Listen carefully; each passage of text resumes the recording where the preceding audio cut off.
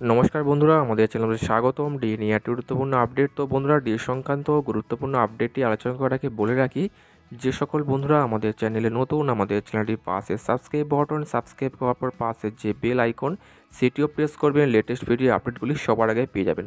দেখে নেব আজকে ডিএ সংক্রান্ত গুরুত্বপূর্ণ আপডেটটি।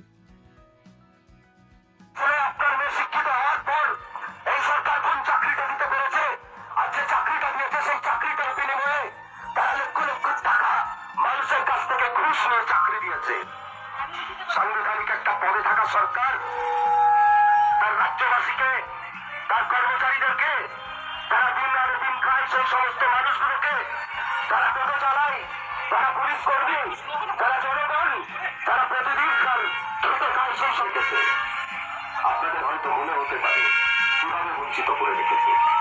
আমরা সে কথা জানাতে এসেছি। যদিও আমাদের জানাবার কথা ছিল না, আমাদের স্কুলে থাকার কথা ছিল, এখন আমাদের অফিসগুলোতে কাজ করবার কথা ছিল, কিন্তু আপনাদের জানিয়ে রাখি, 13টা বছর ধরে এই সরকার তার কর্মচারীদের বেতনটাও দেয় না। অথচ তারা তাদের নিজেদের ন্যায্য পাওনা গণ্যাগুলো বুঝে নেয়। তারা বিধানসভায় নিজেদের বেতন 40,000 টাকার উপর বাড়িয়ে নেয়, কিন্তু যারা এখানে দাঁড়িয়ে শুনছেন, আপনাদের বেতনটা, আপনাদের দৈনিক বেতনটা কতটা বেড়েছে বলতে পারবেন? আপনারা জানেন, পশ্চিমবঙ্গের শিক্ষামন্ত্রী মাননীয় পার্থবাবু এখনো জেলে বসে আছে। আপনারা জানেন, একটা একটা করে পর্যন্ত জেলখানায় যাচ্ছে আর আসছে। এরা পশ্চিমবঙ্গের রাজ্যটাকে চালাচ্ছে। এভাবে আপনার ছেলে, আপনার মেয়ে। তো বন্ধুরা, এই ছিল ডিএ সংক্রান্ত গুরুত্বপূর্ণ আপডেট। কেমন লাগলো কমেন্ট করবেন, লাইক করতে ভুলবেন না।